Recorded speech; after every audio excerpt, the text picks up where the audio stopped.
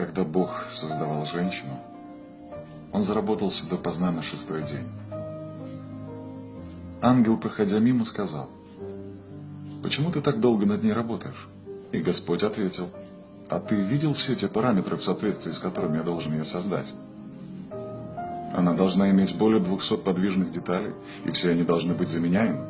Она должна функционировать на любой еде, быть в состоянии обнять нескольких детей одновременно, своим объятием исцелять все, от ушибленного колена до разбитого сердца. И все это она должна делать, имея всего лишь одну пару рук». Ангел был поражен. Всего одну пару рук? Невозможно.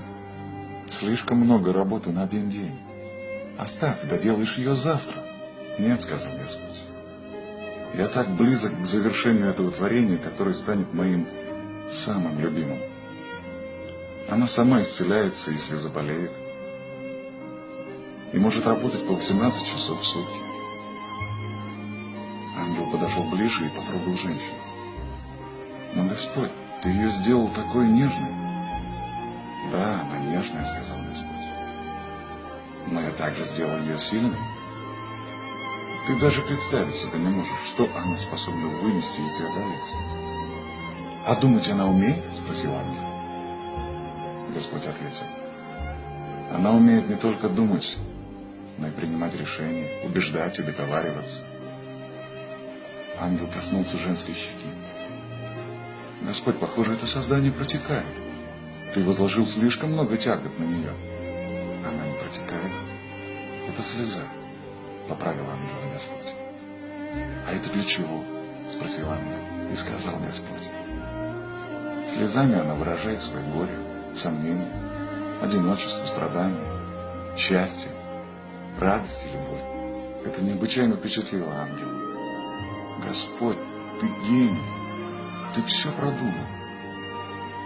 Женщина и вправду удивительное творение. Это действительно так. В женщине есть сила, которая изумляет мужчину. Она может справиться с бедой и вынести тяготы жизни. Она несет счастье, любовь и понимание. Она борется за то, во что верует. Восстает против несправедливости. Не принимает отказа, когда видит лучшие решения. Она отдает всю себя на благо семьи. Любовь ее безусловна. Сердце ее разрывается от горя, когда умирают близкие друзья.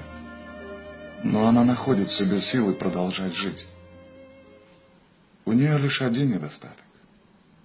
Она забывает о своих достоинствах. Покажите этот ролик своим подругам и знакомым женщинам, чтобы они никогда не забывали, какие они неповторимые и прекрасные. Покажите этот ролик знакомым мужчинам. Иногда им нужно об этом напоминать.